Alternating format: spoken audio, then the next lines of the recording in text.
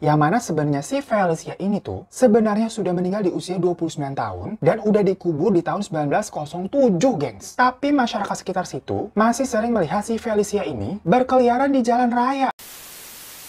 Hai everything, thank you udah ngeklik video ini dan selamat datang di Mr. Stings. Apa kabar dunia? Jadi zombie!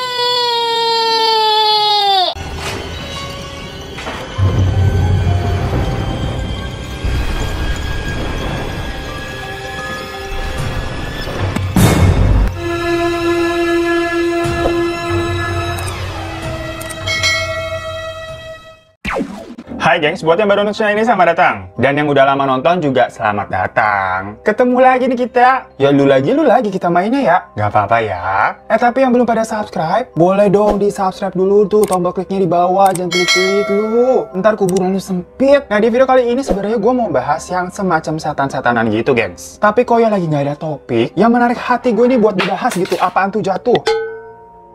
Lah bodoh ya, tuh kan gak bahas setan aja udah ada yang jatuh-jatuh tuh. Ya abis gak ada yang serak juga gengs. Ibarat kata lagi main Tinder nih, belum ada yang nyantol gitu. Jilah belagu banget ya, giliran ada yang serak di love, tapi ternyata gak match. Ya nasib, ya salam, kenapa begini-gini amat hidup? Tapi ya gengs, di video kali ini tuh gue akhirnya menemukan sebuah kisah yang seru, yang masih bisa dikait-kaitkan sama setan lah. Jadi kalau ibaratkan film nih, ini genrenya masih masuk ke dalam kategori horor ataupun thriller. Yaitu kita akan membahas tentang ada orang nih yang beneran jadi zombie di dunia nyata, bukan di dunia hayal ataupun dunia fantasi taman bermain kita semua. Pasti kalian pada skeptis nih. Hah? Beneran zombie yang kayak di film-film tuh? Yang orangnya mati hidup lagi jadi zombie? Bener zombie yang itu? Iya gengs, bener. Zombie yang itu yang zombie yang itu.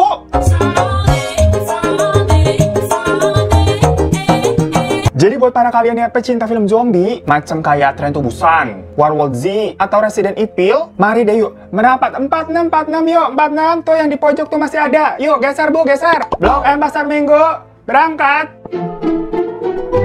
Jadi gini gengs, ceritanya tuh berawal di tahun 1937.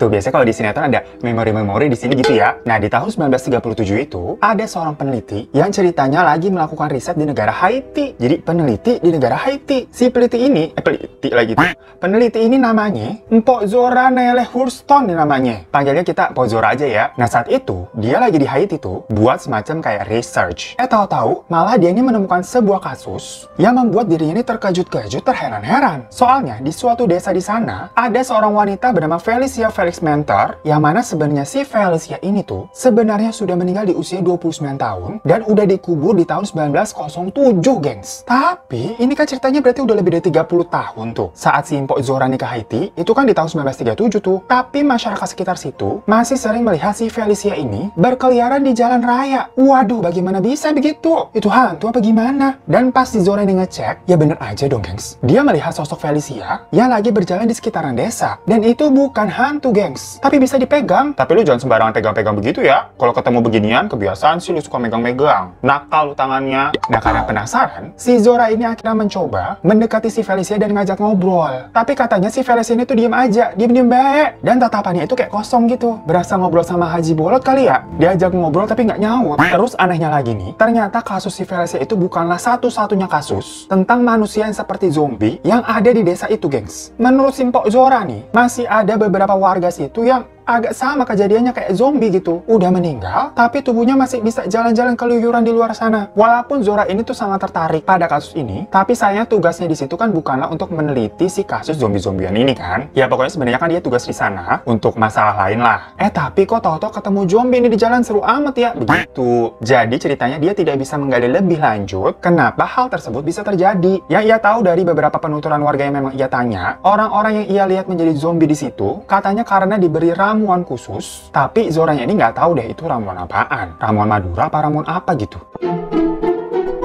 Dari situ, berita atau cerita ini tuh akhirnya tersebar luas ke negara-negara lain. Karena sebelumnya kan belum banyak orang tuh dari luar yang mampir ke tempat tersebut. Nah, pas si Mpok Zora ke situ ngelihat hal tersebut, terus pulang ke tempatnya, ya langsung dia tuh ngegosip macam ibu-ibu komplek. Ya lu tahu kalau ibu-ibu udah gosip, nyebarnya tuh lebih cepat gua rasa daripada virus. Lu juga pada sukanya gibah kan? Ntar weekend kita gibah lagi ya. Beberapa tahun kemudian, datanglah seorang peneliti lagi yang ahli dalam bidang tumbuh-tumbuhan, etnobotani gitulah sebutannya ya. Maaf, kita juga kurang paham. Biasanya taunya mah kalau ahli-ahlian tuh kalau nggak ahli sorga, ahli kubur. Nah, si peneliti ini yang ahli itu namanya adalah Wade Davis yang berasal dari negara Kanada. Kanada kakaknya tuh kalau adanya mah Denada. Nah, Wade Davis ini emang sengaja jauh-jauh datang dari Kanada ke Haiti emang untuk melakukan penelitian terkait si kasus zombie itu dan juga ingin memecahkan misterinya dari sudut pandang ilmu yang memang ia kuasai. Jadi ini tipe-tipe dunia medis yang nggak percaya sama pengobatan alternatif. Bentrok mulu tuh kerjanya Sujon. Nah, selama penelitiannya di Haiti pada tahun 1982, Davis menemukan sesuatu informasi yang menarik. Menurutnya, orang-orang yang dijadikan zombie itu ternyata sebelumnya diberikan semacam ramuan atau obat-obatan gitu, gengs. Ramuan itu ada dua jenis. Yang pertama, dimasukkan ke dalam aliran darah melalui luka yang terbuka. Dan ramuan yang kedua, dimasukkan lewat mulut jadi ditelen. Nah, ramuan yang pertama tadi tuh dalam bahasa Prancis bernama Coupe de Poudre. Tuh bener apa kagak? Yang artinya pokoknya obat penyerang. Ramuan ini tuh terbuat dari tetrodotoxin, di mana berfungsi memberikan efek kepada seseorang seperti dalam kondisi mati. Jadi kalau dipikir-pikir kayak film Romeo dan Juliet dah tuh. Si Julietnya kan minum obat yang bisa jadi kayak sosokan mati buat ngeprank keluarganya kan tuh. Ya kayak begitulah kurang lebih efeknya. Nah, si tetrodotoxin itu adalah racun yang mematikan yang bisa ditemui pada ikan buntal atau ikan fugu di Jepang. Gua taunya snack fugu tuh, ikannya begitu juga itu ikan fugu ya. Terus dosis yang diberikan tuh pun harus tepat, gengs. Sehingga orang yang menggunakan ramuan ini bisa jadi kelihatan seperti mati padahal masih hidup. Intinya dosisnya harus bener lah. Jika sakit berlanjut, harap hubungi dokter. Lalu, ramuan yang kedua tuh berasal dari sebuah tanaman bernama genus datura. Nah, tanaman ini tuh bersifat halusinogen gitu, gengs. Artinya, orang yang diberikan ramuan ini akan mengalami semacam halusinasi sehingga dapat diperintahkan. Jadi kayak kehipnotis gitu ya ala-ala Ferdian di OVJ tuh. Pakai begini juga apa ya? Biar bisa hipnotis-hipnotisan. Dan menurut kepercayaan orang di sana, kedua ramuan itu tuh dibuat sama dukun hitam yang biasanya kalau di daerah tersebut tuh disebutnya bukur voodoo. Dukunnya dipanggilnya begitu. Dan ramuan itu memang digunakan untuk orang yang ingin dibuat seolah-olah dia mati, terus dikubur, terus dibalikin lagi, dihidupin lagi, jadi zombie.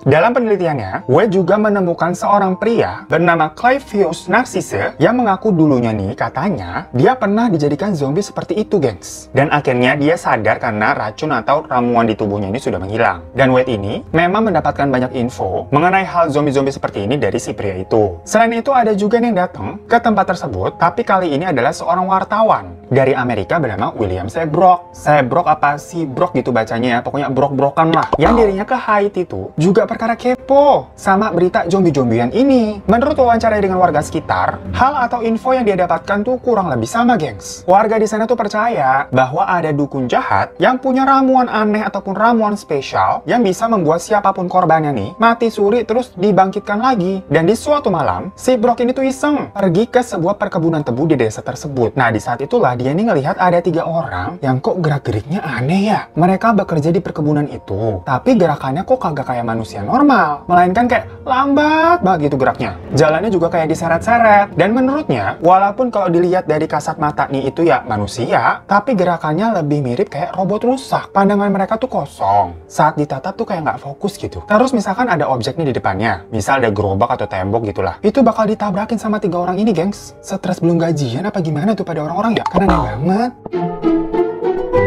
Setelah ditelusuri lagi, ternyata dari pemerintah Haiti pun membenarkan adanya praktik zombie-zombian ini. Dan bahkan di sana tuh juga ada undang-undang yang menyebutkan kalau hal tersebut termasuk tindak kejahatan ataupun tindakan ilegal, gengs. Jadi nih ternyata, para zombie-zombie ini tuh dibuat untuk melakukan pekerjaan seperti yang kayak tadi di perkebunan tuh, alias dijadiin kayak semacam budak tanpa bayaran. Begitu, gengs. Ayah waya, ada-ada aja tuh kelakuan orang-orang. Medit amat kagak mau bayar, orang lain dijadiin zombie. Asyem banget. Mungkin ya itu memang semacam dihipnotis. Jadi yang tadinya tuh si zombie-zombie itu bisa disuruh-suruh, gengs. Dan sebenarnya kejadian di Haiti itu telah ada berabad-abad yang lalu juga di sana. Ya semacam legenda rakyat begitulah. Yang mana pada abad ke-17 di Haiti, katanya dulu tuh budak-budak yang bekerja di perkebunan mendapat perlakuan yang sangat kejam. Pokoknya disiksa sadis banget gitulah ala-ala Romusa. Yang mana hal tersebut membuat budak-budak ini tuh berpikir kematian adalah satu-satunya jalan agar mereka ini bisa terbebas dari segala siksaan. Jadilah budak-budak ini dijadiin zombie sama seorang bokor ataupun dukun dan akan berada di bawah kendali dari si bokor itu. Bokor ya, bukan bokir. Dan zombie-zombie ini memang akan melakukan apapun yang diperintahkan sama si bokor. Jadi udah jadi zombie, tetap disuruh-suruh kayak budak. Kasian amat ya. Saya memang sering diperlakukan seperti itu. Gak mungkin,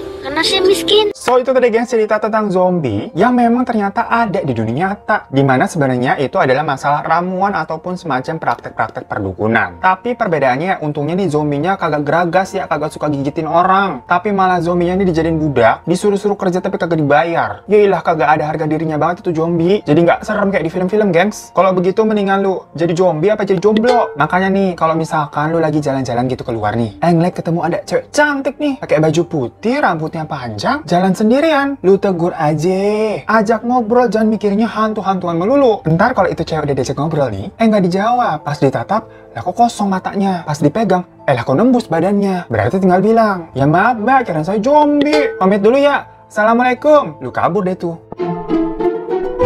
Thank you semua yang nonton, jangan lupa untuk klik subscribe di bawah buat kalian belum. Kalau kalian subscribe, terima kasih banyak kalian udah support channel ini, juga boleh minta like-nya. Dan jangan lupa juga follow Instagram gue @herotadevan. Sampai jumpa di kasus Missing selanjutnya. Dadah.